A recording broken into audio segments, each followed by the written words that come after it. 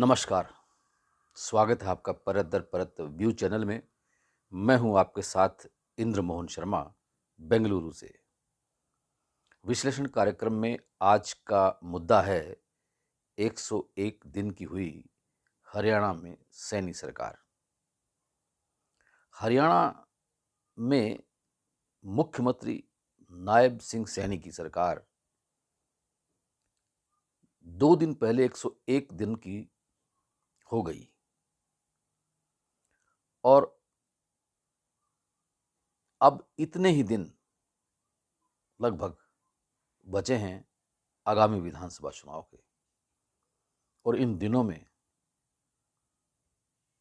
हरियाणा में फिर से तीसरी बार बीजेपी की सरकार सत्तासीन करने के लिए नायब सिंह सैनी की सरकार को कई तरह की चुनौतियों का सामना करना पड़ेगा। अब कई तरह के सवाल भी सियासी गलियारों में उठ रहे हैं कि आगामी विधानसभा चुनाव में क्या मुख्यमंत्री का जो चेहरा है वो नायब सिंह सैनी ही रहेंगे या फिर से हरियाणा के पूर्व मुख्यमंत्री और फिलहाल मौजूदा केंद्रीय ऊर्जा मंत्री मनोहर लाल होंगे। क्योंकि जब लोकसभा चुनाव होने थे उससे कुछ दिन पहले ही हरियाणा में मुख्यमंत्री मनोहर लाल के रूप में काम कर रहे उनको हटा दिया गया था और उनकी जगह नायब सिंह सैनी को मुख्यमंत्री बनाया गया था।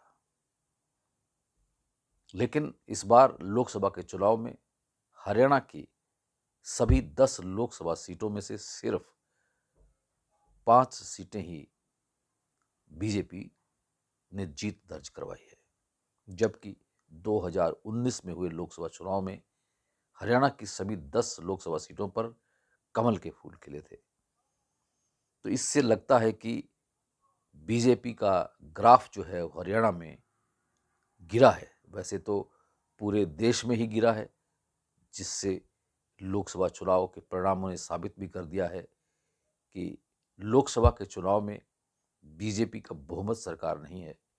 बीजेपी बड़ी पार्टी जरूर है, लेकिन उसने बहुमत से सरकार बनाने की क्षमता हासिल नहीं की और एनडीए सरकार बनानी पड़ी, बैसाखियों के सहारे वो भी। तो बीजेपी की एक किस्म से लोकसभा के चुनाव में हार हुई है, क्योंकि उसमें मोदी का जादू ज़्यादा सिर चढ़कर नहीं बोल पाया। अब हरियाणा में आगामी अक्टूबर माह में विधानसभा के चुनाव होने हैं। तो इस चुनाव में क्या नायब सिंह सैनी फिर से अग्नि परीक्षा में पारित हो पाएंगे? हालांकि उन्होंने करनाल उपचुनाव में जीत हासिल कर विधायक बन गए हैं और मुख्यमंत्री भी बने रहे हैं, जबकि वो पहले कुरुक्षेत्र से सांसद थे बीजेपी के, और उन्हें हरियाणा का मुख्यमंत्री बना दिया गया। इतना ही नहीं, हरियाणा में बीजेपी के जो प्रदेशाध्यक्ष का पद है वो भी नायब सिंह सैनी के पास ही है। तो आगामी लोकसभा चुनाव तो हो चुके जो होने हैं, लेकिन विधानसभा चुनाव जो होने हैं उससे पहले क्या बीजेपी हाईकमान बीजेपी हरियाणा का प्रदेशाध्यक्ष में बदलाव करेगी? और अगर करेगी तो कौन हो सकता है बीजेपी का हरियाणा का नया अध्यक्ष? क्या वो रामविलास शर्मा होंगे या कैप्टन अभिमन्यु होंगे? जाट और गैर जाट की राजनीति करती आई बीजेपी अगर जाटों पे भरोसा नहीं करेगी तो कैप्टन अभिमन्यु को बीजेपी हरियाणा का अध्यक्ष नहीं बनाएगी। और अगर गैर जाट की राजनीति करती है तो रामविलास शर्मा का नंबर आ सकता है, लेकिन रामविलास शर्मा और मनोहर लाल खट्टर के सियासी जो आंकड़े हैं 36 के हैं फिलहाल, उनमें कितना बदलाव आएगा कि नहीं आएगा, क्या हरियाणा में जो चुनाव लड़े जाएंगे आगामी विधानसभा, क्या उसमें फिर दोबारा मनोहर लाल को हरियाणा का मुख्यमंत्री बना दिया जाएगा? क्या ये चेहरे बदले जाएंगे या नायब सिंह सैनी के नेतृत्व में ही चुनाव लड़ा जाएगा? नायब सिंह सैनी बेशक हरियाणा के मुख्यमंत्री हैं, लेकिन अभी भी उनके ऊपर डमी मुख्यमंत्री का एक स्टिकर लग चुका है, क्योंकि जो भी कोई फैसले होते हैं, बड़े फैसले होते हैं, उनमें अभी भी मनोहर लाल की ही चलती है और मनोहर लाल की आगामी विधानसभा चुनाव में भी चलने की संभावना है। तो क्या ऐसी स्थिति में क्या फिर से बीजेपी सत्तासीन हो सकेगी हरियाणा में? क्योंकि जो लोकसभा के चुनाव परिणाम आए हैं, उससे साफ दिखता है कि आगामी विधानसभा चुनाव में बीजेपी और कांग्रेस के बीच कड़ा मुकाबला होने वाला है। जो अन्य रीजनल पार्टीज हैं, चाहे वो जेजेपी हो, चाहे वो इनेलो हो, इनेलो ने भी 1% के लगभग वोट हासिल किए हैं लोकसभा में, जबकि जेजेपी ने 1% से भी कम वोट हासिल किए हैं। तो ये तो अपने अस्तित्व की लड़ाई लड़ने के लिए ही व्यस्त रहेंगी। एक हलोपा है जो सिरसा के विधायक भी हैं, उसके गोपाल कांडा, उनकी पार्टी सिरसा या हिसार तक सीमित हो सकती है, लेकिन गोपाल कांडा येन केन प्रकारेण अपनी सीट बचाने के अंदर माहिर रहते हैं और वो हो सकता है कि इस बार भी अपनी सीट को बचा लेंगे।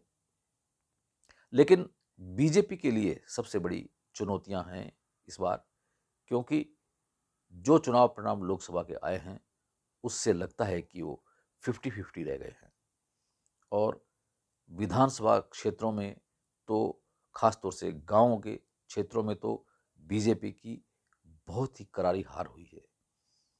ऐसी स्थिति में क्या बीजेपी फिर से सत्तासीन हो सकेगी हरियाणा में? ये बहुत बड़ा सवाल है।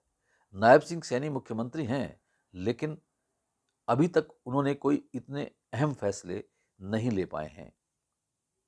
सुना यह गया था कि लोकसभा चुनाव के परिणामों के बाद जिला प्रशासनिक जो अधिकारी हैं, बड़े लेवल के हैं, डीसी हैं, एसपी है, एसडीएम है, इनकी ट्रांसफर लिस्ट जारी कर दी जाएगी। लेकिन अभी सीआईडी से रिपोर्ट ली जा रही है कि क्या लोकसभा के चुनाव में उनकी कैसी भूमिका रही थी। तो अगर अधिकारियों की ट्रांसफ़र लिस्ट अभी तक जारी नहीं हो पाई, क्योंकि उस पर मनोहर लाल खट्टर ने भी अपने विचार व्यक्त करने हैं।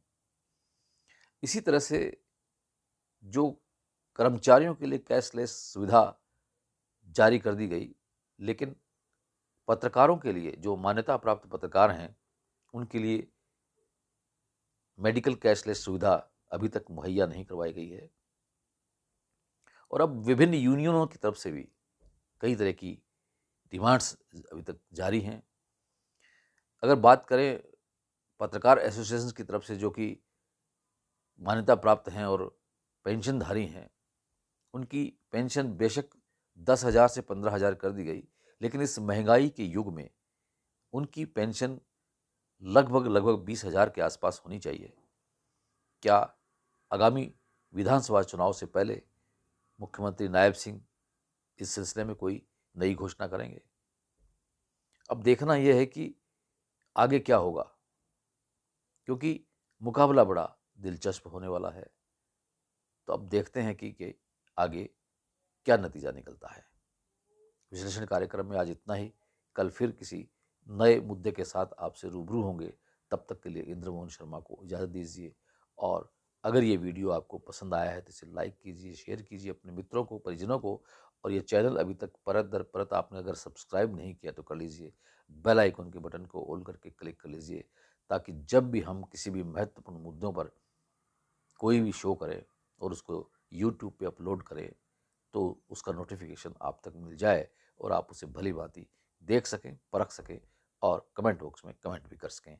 कमेंट करना भी चाहिए आपको। आपका बहुत बहुत धन्यवाद, बहुत बहुत शुक्रिया।